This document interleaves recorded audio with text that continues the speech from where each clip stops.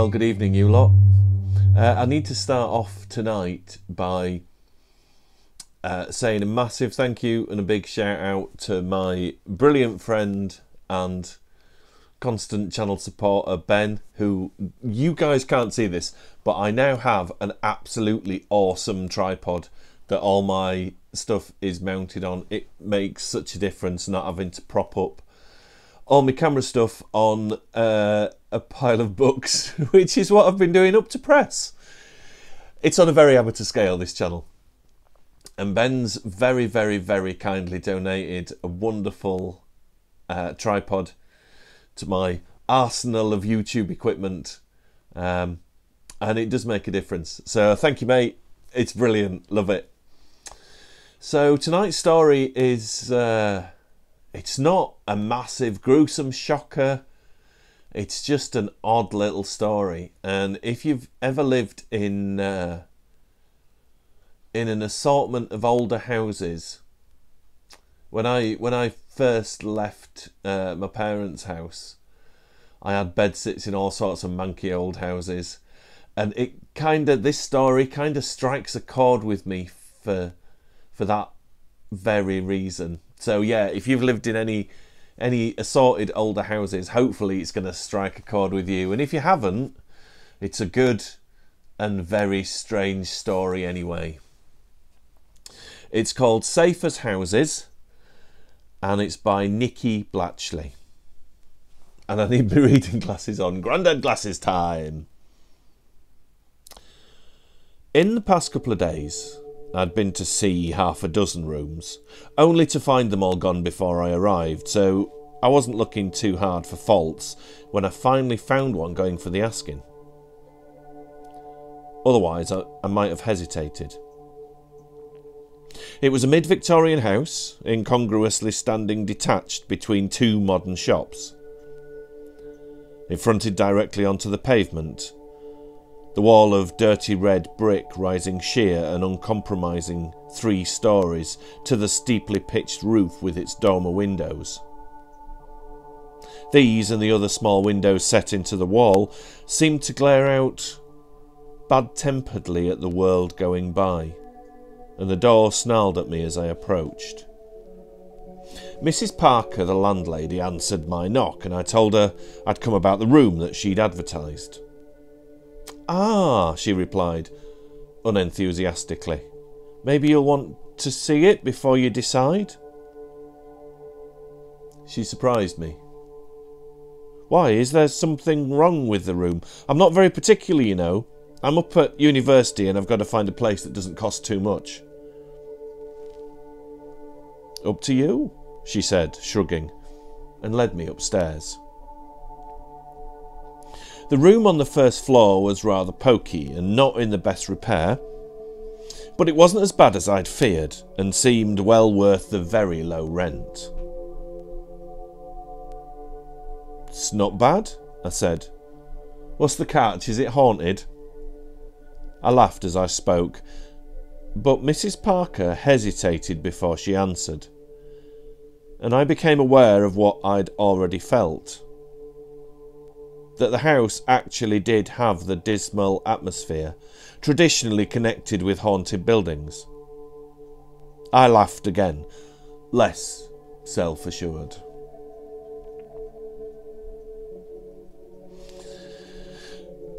"There's some that say so," she said at last. "Couldn't tell myself. But this isn't a good house. There used to be a whole street of them, but they all got pulled down except this one. Story is, the man that built them got hanged a year or 2 later. There's a few different versions of what he done, but it was a right nasty affair by all accounts. Anyway, some say he came back to haunt the houses, some say he built a curse into them." Has anything happened to make you think that?" She shrugged. "Not exactly. It's just no one's ever got on well with them. That's why they pulled them down in the end. Of course, you get those say it's only because everyone knew in the first place who built them. but they're not the people that live here. Most of my tenants don't know anything about it, but they never stay long. Anyway, from all accounts, it's got worse as the others have been pulled down, almost like all the haunting, or whatever it is, was coming here. I've often thought about selling up. You could knock this down and build here, but I don't know. Anyway, do you want the room? I nodded. Not that I dismissed out of hand what she said. Some houses really are like that. It's not that they're haunted, at any rate. You don't see white shrouded figures or hear things that go bump in the night. But the memory of former inhabitants has sunk into the walls until the very fabric of the building is steeped in it. And the character of the house becomes as vivid as the character of a living being. But then again, it's hard enough to find anywhere to live cheaply in London, and I had no intention of refusing anything habitable at that price. So I took the room and arranged to move in the following day. It wasn't until I'd been living in the house a week or two that I began to feel unusually lethargic. I'm not a particularly active person at the best of times, and I ignored it at first, but several weeks went by and I became steadily worse. It was even more difficult than usual to get up in the morning. The single flight of stairs seemed an arduous climb. I had little energy for anything and was having difficulty getting started with my studies. I went to see a doctor who told me I was suffering from anemia and gave me some pills. They made very little difference, and I doubt that he gave me an adequate examination. A few days later, I started to notice marks that were appearing on my body. Small, sharp incisions that seemed to come at night. At first, I put these down to the broken springs in my mattress, but as the marks increased, and my listlessness increased, I found myself formulating a great number of wild theories. The most outrageous, perhaps it came from the morbid atmosphere of the house, but I was ashamed of it nevertheless, was that the hanged builder had been a vampire and hid somewhere in the building preying on me at night. Rather more serious was the idea that I may be suffering from some rare disease, but I had no wish to visit the doctor again, and besides, I just didn't have the energy. Then Mr. Bradley on the second floor died. He'd been ill for a few weeks, and for the first time it occurred to me to wonder whether I'd caught his illness, and whether everyone was at risk. Nevertheless, I was surprised to find the other tenants, most of them normally unfriendly and aloof, murmuring to one another. Apparently, there was an unusually high death rate in this house. I said nothing. The following morning, on my way to lectures, I met Mrs. Parker in the hall, glaring around. Though mostly taciturn and moody, she had bursts of talkativeness, such as when I'd first arrived, and she began to speak immediately when she saw me. "I've made up my mind, the place is going. I'm not going to take it anymore." "What do you mean?" I demanded quickly, wondering whether she knew something I didn't. Is it to do with Mr. Bradley?" "No, I mean the whole bloody place. It's a miserable house. I can't get decent rent for any of it.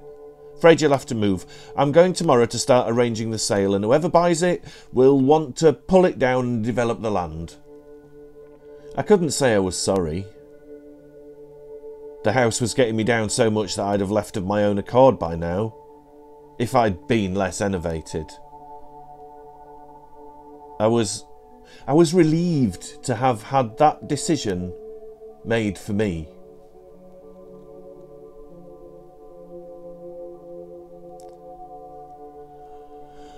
I woke up in the middle of the night, feeling that something was extremely wrong.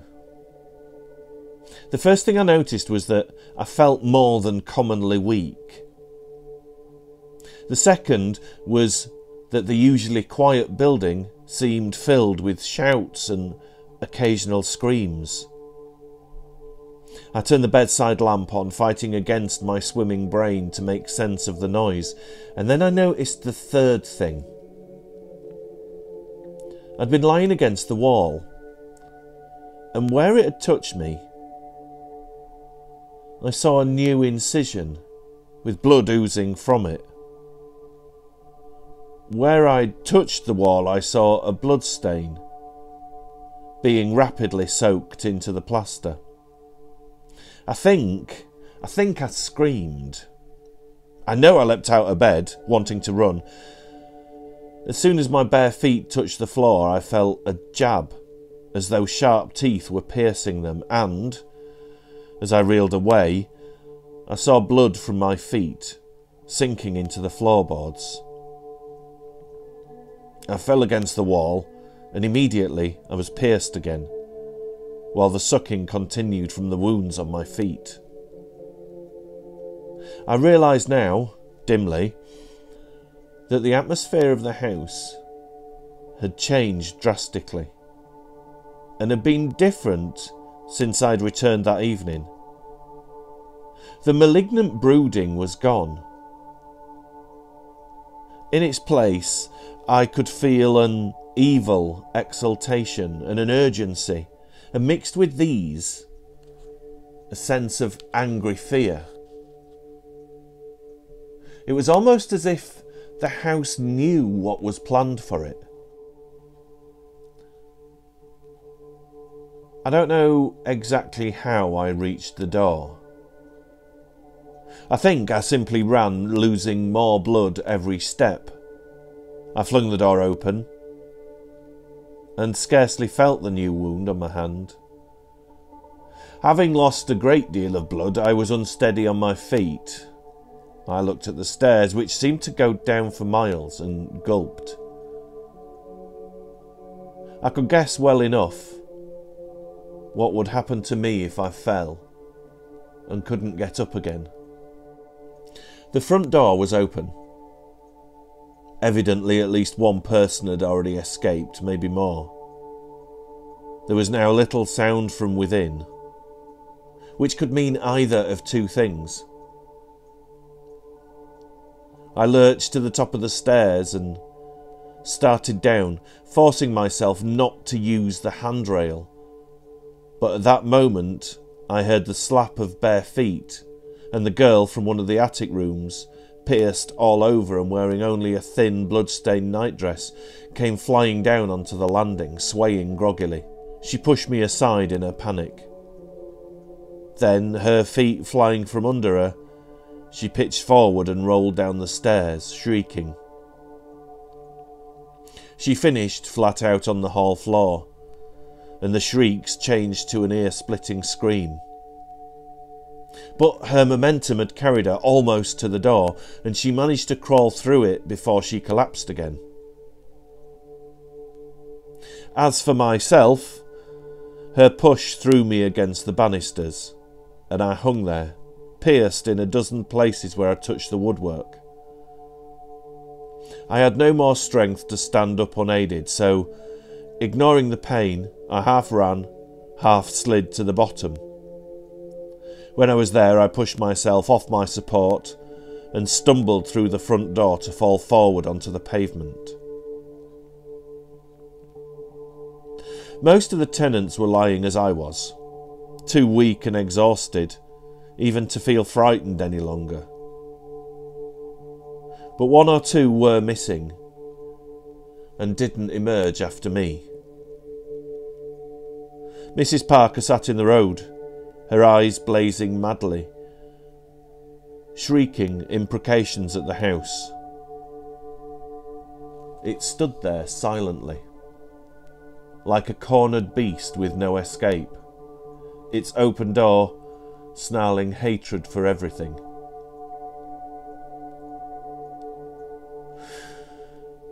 Maybe it was the condition I was in. But it seemed to me that the front took on an expression. And the expression was in part triumph and in part defeat. Yeah, kind of reminds me of an old like Sapphire and Steel type episode or something. But that I do like that story. Maybe because I've just lived in older houses a lot. So anyway, I hope you're all well. I hope you're all staying safe. The end is in sight, guys. Pretty soon I think we'll all be able to be back together again and doing everyday stuff. And how much pleasure are we going to take in all that just mundane everyday stuff together? I know I am. Thank you for watching, you lot, and I will see you good folks in the next video.